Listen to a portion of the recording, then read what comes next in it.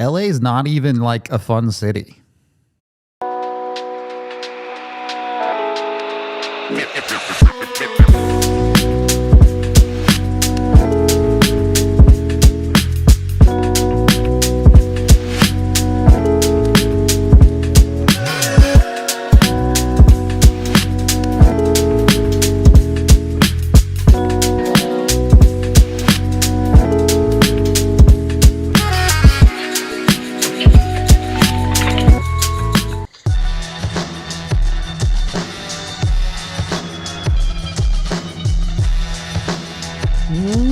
Welcome in to the DNVR Avalanche Pregame Show live with J. Mike and Rudo as the Avs are taking on the LA Kings. They're looking to make it 8 straight wins. They're back on home ice.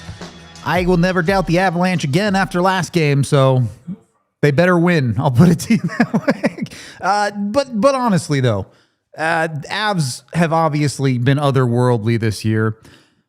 And you look at this Kings team, and if we're honest about it, they're pretty mediocre. They're in a wild card spot right now, but realistically are a bubble team in the Western Conference.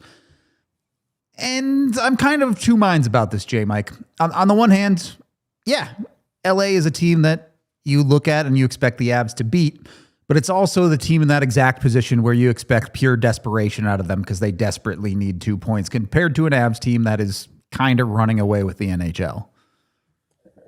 Life must be nice in the Pacific. That's all I'll say. Looking at kind of the standings coming into this one, but yeah, I mean that's kind of the difficult spot you're going to be in for shoot at this point. Probably about 75% of your remaining matchups is you're the team with the target on the back. You're the team that everybody's going to come in thinking, what a win over Colorado and what it would do for us, and you know we're due. If we can just get this big win over this team, it's going to spark something, and we'll see what that produces. I mean, I know you've got this in the notes, so I'm not trying to steal your thunder. I feel like the desperate teams haven't exactly fared well against the Avs this season, but they have not. Then again, good teams haven't fared all that well against the Avs this season either. So it's been fun. I'm glad to be back. I'm excited to talk about this matchup with you, and I'm excited to get into it because we've got a lot of fun hockey coming up over these next couple of weeks. We do. I mean, right now every Avs game is fun. It's hard to say that it isn't. But if there was a team that could make it boring, it might be the LA Kings. Between the Avs and the Kings, these are the two teams in the NHL that get scored on the least on a per game basis. The Avs giving up just 2.19 goals per game. LA 2.49. So I said this against Vegas, too. Prepare for a defensive grindy matchup, and that game ended 6-5 in a shootout. So anything can happen, but realistically, I think the expectation is this is going to be a lower scoring game. The Avs are comfortable there, but will they be able to grind this one out? I mean, I think you can assume they can grind it out against anybody at this point, but it is one of those matchups that could get a little wonky on you. I think the one thing that would give you some confidence if it was in that scenario is you did just grind out a 1-0 win right before Christmas. So I mean they've got that proof of concept, but we'll see. I mean, Darcy Kemper's injury could potentially change some stuff like in this matchup, but I think this is one you would like to kind of set the tone and dictate the pace pretty early, and we've said this a lot this year, but just don't give a desperate team some life early by coming out sluggish and you know, putting yourself in a hole. I know the Avs were fortunate the other night to come back from not one but two goal deficits in that game, which is a testament to their offensive firepower and the resolve. I mean, I think this group has been pretty good in general at not throwing in the towel, and we've seen so many times it seems like they've been dead in the water and they find a way to force overtime. Finally won one in a shootout. Hallelujah. It can't happen. This would be a nice night to just kind of take care of business and really set the tone early and maybe have a sleepy third period because you're firmly in control. Would be nice. I do think we've seen the Avs maybe get away from that a little bit. I guess the Minnesota game they were pretty dominant in as of late, but you've had a couple. The 1-0 when you mentioned, obviously the Vegas game was ridiculous. You also had a Winnipeg game that maybe was closer than it should have been in the end. So you would not mind seeing the Avs get out ahead, stay ahead, and make their lives more comfortable. With that being said, on home ice, they're really good at doing that. The last time they gave up more than 2 goals in a game at home is over a month ago. What? Hell, teams are not allowed to score on the Avs at home. They're 15-0-2 at home. There's not even any analysis there. That's just an absurd stat line on home ice at that point.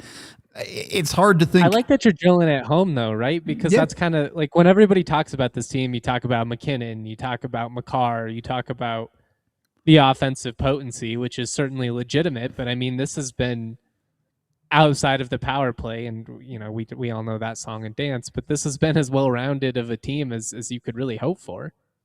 Yeah, I genuinely struggle to think a team could play better at 5-on-5. And I know the Avs have their issues. Sometimes there are some defensive breakdowns that you don't love, but that's just part of hockey. Every team has those to some certain extent. And the Avs clearly, if not doing the least of that, their goaltender is bailing them out the majority of the time, given that they give up the least amount of goals in the NHL. So it's really hard to be upset with that. And especially, again, on home ice, this team is ridiculously sound. They don't make a whole lot of mistakes on that front of things, which we can pull up the stat cards here. And I know you guys are probably getting tired of looking at the Avs stat card where it just says number 1 in most of the categories. So there is a little bit of that.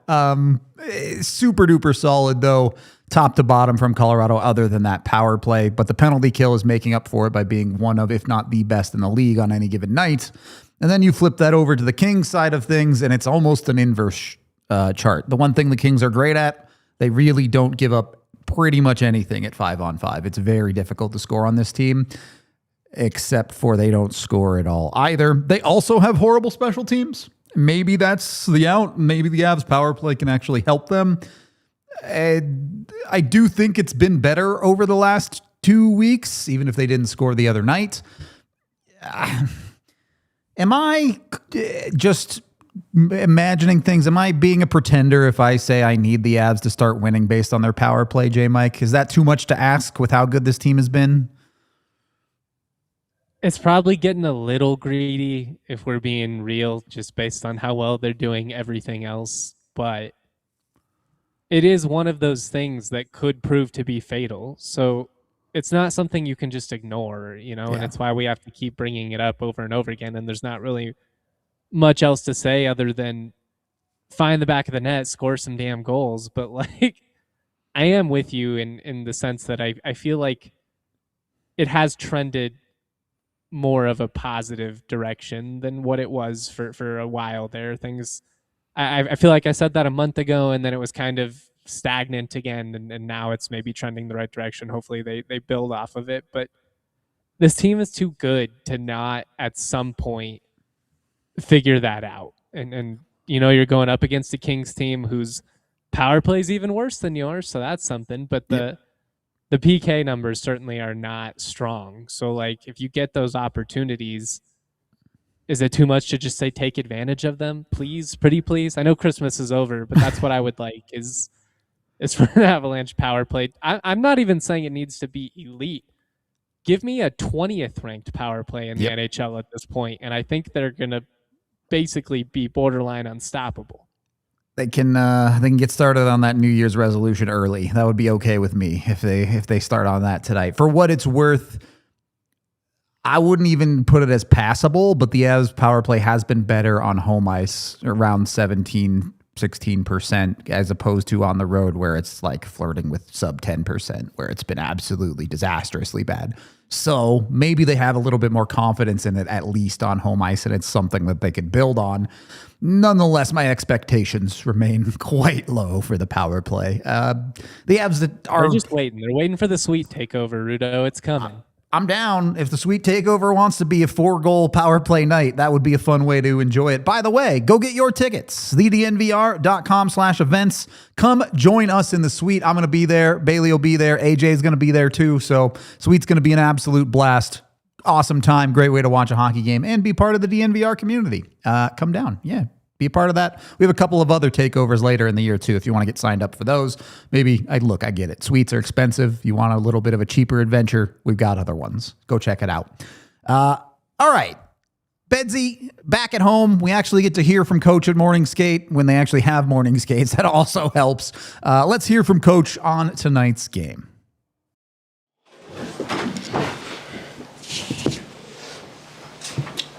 Take questions for Jerry. We'll start. Evan, go ahead. During the playoffs, this is maybe Anze Kopitar's last game here. Just over the last decade, how difficult has he been to kind of game plan against him? Yeah, well, a lot, very difficult. Tremendous career to this point. It's not done yet. Obviously, he's been able to win, and just the longevity of his production and how impactful he is on both sides of the pockets. He's a phenomenal player and showing no signs of slowing down here recently. His line's been a lot to deal with, especially over the last little while. So, you try and move your skill guys away from him at times, and at other times they got to play against him and hope to take advantage of it. But that line is doing really well, and he's doing really well here recently. Colleen. I haven't seen this team since the beginning of the season. What are you looking at coming into this game tonight? You're looking at the stingiest defensive team in the league. It's that simple. It's very difficult to create scoring chances against them off the rush, and in D-zone coverage, it's even worse. Jesse. You talked points this season about it's tough to get perfect for 60 minutes. Kale's just telling us he thought the difference between the first two periods of that Vegas game and the third period was everyone showed up for the third. I guess, would you agree with that assessment? And with that, how have you felt your team is able to find the ability to all show up together throughout the season? That's just, to me, that's just getting in tune with what you need to do to have success. So there were some things we didn't do well in the first part of that game. And I felt we were there to compete hard and play hard, but some of the detail to our attack was missing. And then, we made the mistakes versus the rush. It's fine. We gave up 3 goals, which you don't see from us very often off the rush, and it put ourselves in a hole. But it was our attack that was just off balance a little bit for me. So we addressed some of that after the first, again after the second, and then everyone just sort of bought into the game plan on what we needed to do. We had a lot of shot attempts, a lot of traffic to the net the second half of that game, and just started building goals back, and we're able to tie that game a couple times, right? So, I think it's focus, it's determination, it's not wanting to lose from our team, and making sure they're doing the right things and sort of buying into what we talked about before the game and after the first and second. Take a few more, Rachel. Coach, what is it about third periods with this group? We talked with Blackwood about it this morning, and he said he thinks it's maturity. Do you think it's that alone? Is there anything else you would add to that? I think it's that, and then I think it's, kind of what I just touched on, just not wanting to lose and so keep, our streak going. And, they're all important games for us because we know the teams that are chasing us, and we need to try and finish first and finish with home ice. And so it's keeping that in the back of your mind and making sure that you're doing everything you can to not lose any game, right? And so that takes maturity. It takes, it takes a lot of things, but I think that's certainly part of it. Bailey. When you talk about this being such a stingy defensive team too, when you look at guys like Sam Walensky who had an incredible night the other night, how much more important does that become in kind of breaking through that? Well, it's huge. Yeah, you need everybody, right? You need different guys to step up on different nights. Because if whatever matchup, if our top guys get shut down, you need someone else to produce, right? And you also have to keep in mind that if they're going to be that stingy on the defensive side of it, we have to be as well, right? There's an importance that you have to put on the defending side of it because it's difficult to score against them. So you have to have a well-rounded game coming into this. Finish with Megan. When you consider the successful record we've had so far this season, what is then the breakdown when you're preparing for games and looking at what the opponent does versus looking at yourselves and how you can assert your own game? Yeah, well, it's always, there's a significant amount that goes into what we do and how we want to play into our identity. But we break down the other team pretty in depth and show them exactly. Listen, it's not going to be easy to score tonight. It's not going to be easy to create high danger chances. So we sort of paint a picture of what we think our game plan is, what other teams how they've had any type of success against these guys, which teams haven't, and why, and kind of paint a picture for them so they know exactly how we have to play. And it always will come back to us and our identity and using our speed and getting in attack mode. And but then we talk, both how we're going to break them down and what we see that could be a possibility and keep an eye on it during the game, and then what we're going to need to do to shut them down and keep an eye on it during the game in case we need adjustments as well. Thanks, Jared. Yep, thanks. Coach talking about maybe a stingy game, making the right decisions defensively. But when you look at this, you mentioned Kemper out. It is Anton Forsberg in net for LA versus Mackenzie Blackwood on the Avs side. How much of an advantage is this? Does this mean the Avs should be able to score a little bit more functionally against this LA team? You would hope so. But I mean, as Bednar kind of alluded to, I think a lot of the success they've had in terms of keeping these games low scoring and sluggish is probably more of a product of the defensive play. I mean, I don't want to discount what Darcy had been doing, which was pretty impressive to this point of the season. Yeah. But I think stylistically the Kings are who they are, right? So it is going to be a situation where you're going to have to kind of dictate some things aside from like who's in net. Like I think that is encouraging, right? But I don't think you go into this thinking, oh, this changes everything. We're going to throw 6 on the board again. The Kings are who they are is a good way to put it, because they are that team out of necessity. They have to be great defensively because, frankly, they don't have any high-end offense, if we're being honest about it. Like, I'm not saying they don't have good players. Kopitar in his last season is still very good. Quentin Byfield is a fun product. But when you're talking about truly elite-level NHL scoring, they don't even really have anyone that comes all that close. Yeah, they kind of remind me of a football team who recognizes they don't have the speed and athleticism, so we're going to play possession-driven football, right? We're going to keep the clock moving. We are going to run the football. We're going to do everything we can to limit how much you have the ball. And I think you kind of have to have that mentality going against the Avs, right? Because the more that team is skating all over the place, the more that they're putting shots on you, then it's going to put you in a really vulnerable position. So I'm really curious to see, especially like, how does the neutral zone go in tonight's game? Like, what's the center of the ice looking like? And if it's one of those situations where they're able to kind of muck things up and, the Avs are just kind of dumping it and chasing, that probably gives them an opportunity, but easier said than done against this squad. Yeah, and in the Toyota chat, A-Wolf bringing it up, Phil Deneau recently traded from LA to Montreal. Now, this year, Deneau had not been great for LA on the offensive side, but for a decent amount of his career has been a top-end defensive center. So if you're talking about a neutral zone that you're looking to muck up, that could be another loss for LA that makes things a little bit tougher for them. Avs, when they're at their best, no one can stop them in the neutral zone. But we've seen the Avs on any given night, whether they're crisp or not, when puck sloppiness starts to leak into their game, the neutral zone can be a problem. So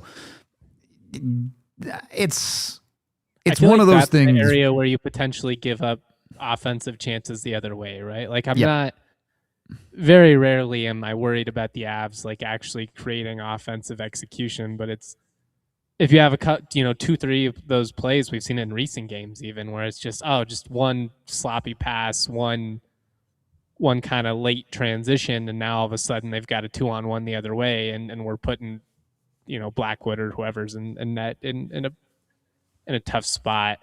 I don't know, like you just don't. I keep coming back to the same thing. I don't want to be too repetitive, but just don't give this team that's frankly not that good a reason to believe in themselves. Yep. And not to jinx it, but the Avs have yet to be shut out this year. They have scored at least one goal in every single game they've played. Now, a couple of those they scored one goal, and funnily enough, they won both of those games.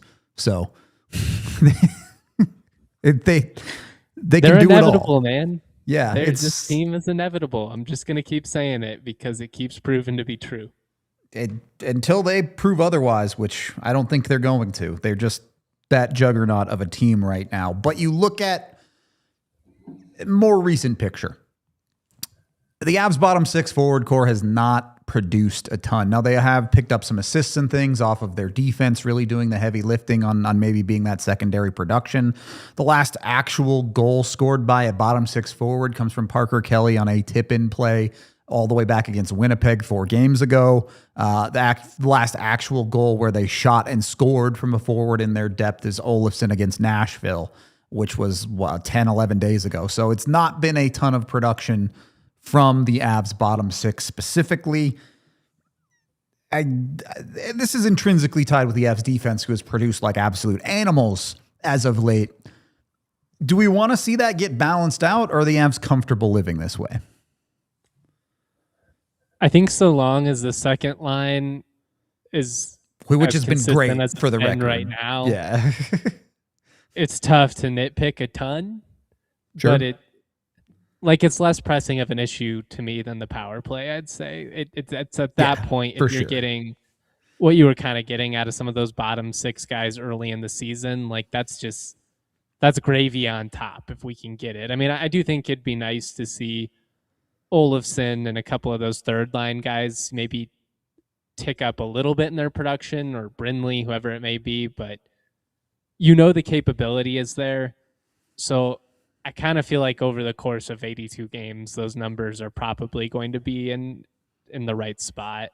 But you can't get content, right? Like that's probably the biggest thing right now is don't rest on your laurels.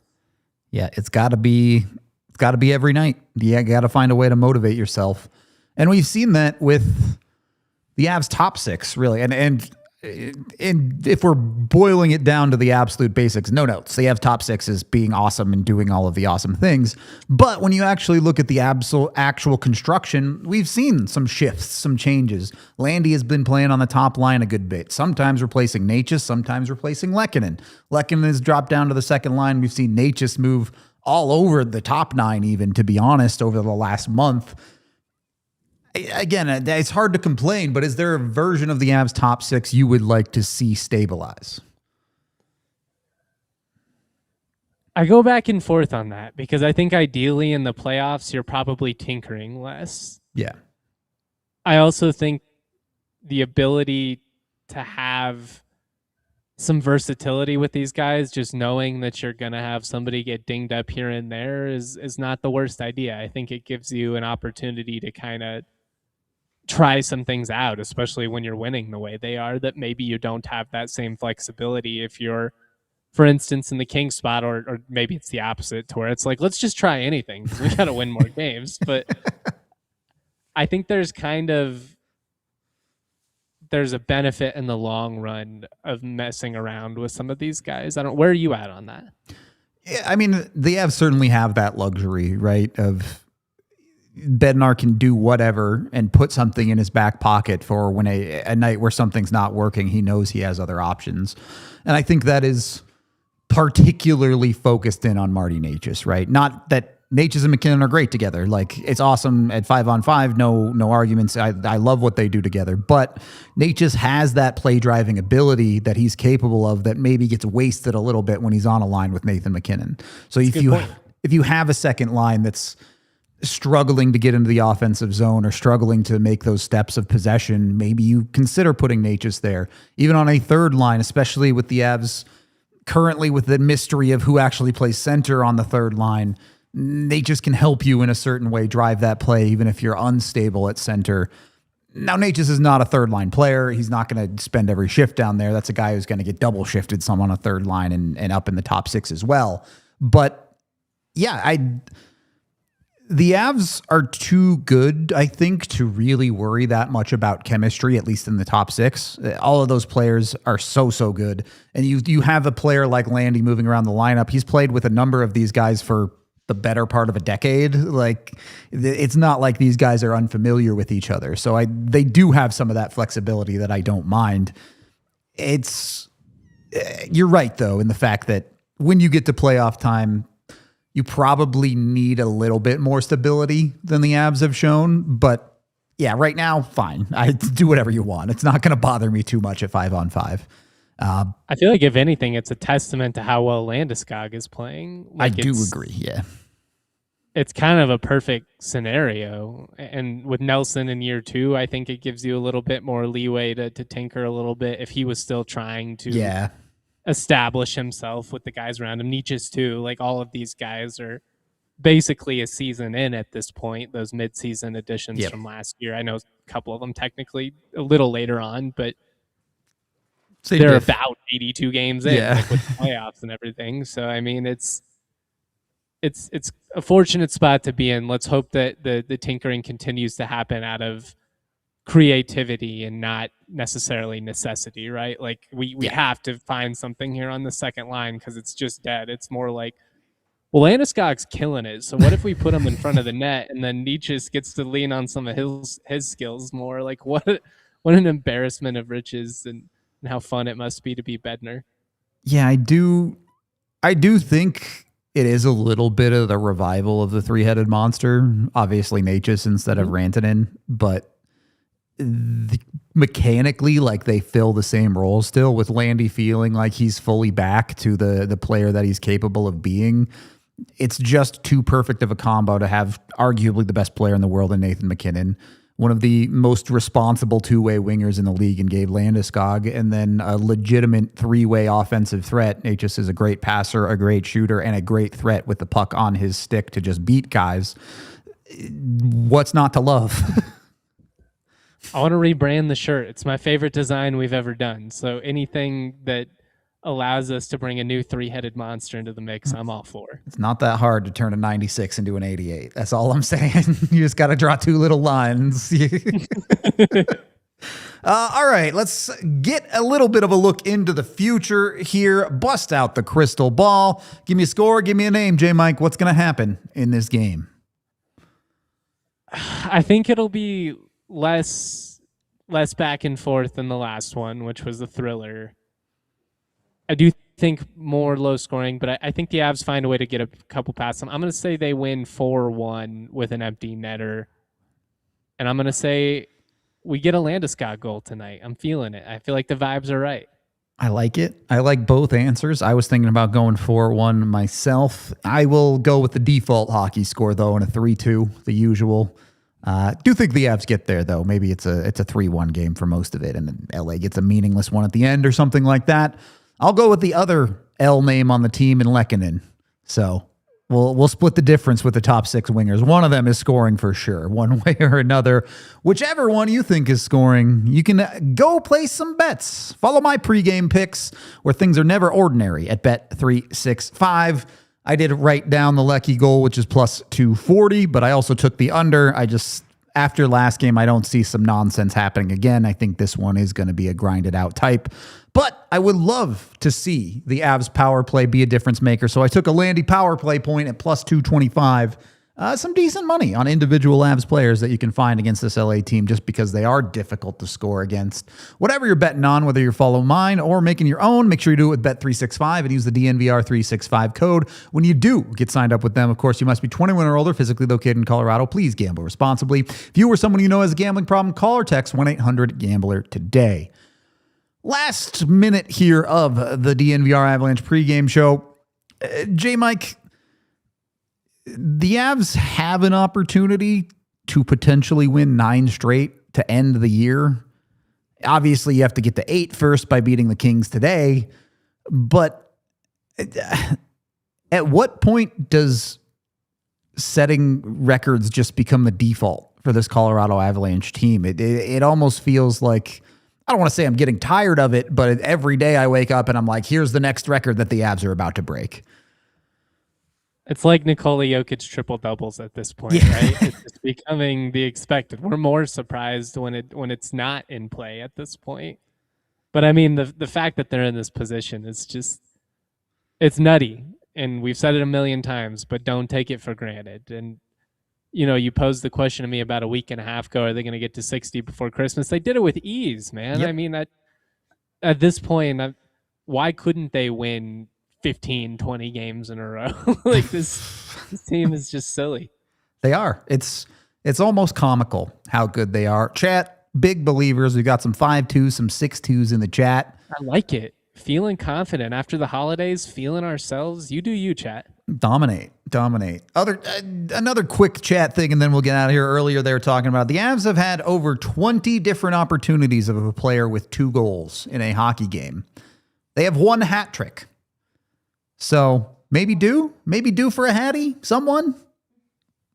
Could be. I don't know. Is that maybe that's like the one thing we have to sacrifice? Like that's the blessing of everybody getting in the mix, right? Is we're not dependent on one individual to get 3 goals because 3 different guys are going to get 2 goals. I mean, I think I'd take that over the hattie. No doubt. If I have to sacrifice hat tricks for wins, I'd do it every single time. We are going to wrap up this pregame show. We got puck drop in about, 7-8 minutes here. Mike will be joining me for the watch long. Come hang out with us for that. And then J Mike will be back for the post game where we'll break it all down no matter what happens. Hopefully before midnight this time. We appreciate y'all, and we will see you in a few minutes. We all silly like the mayor.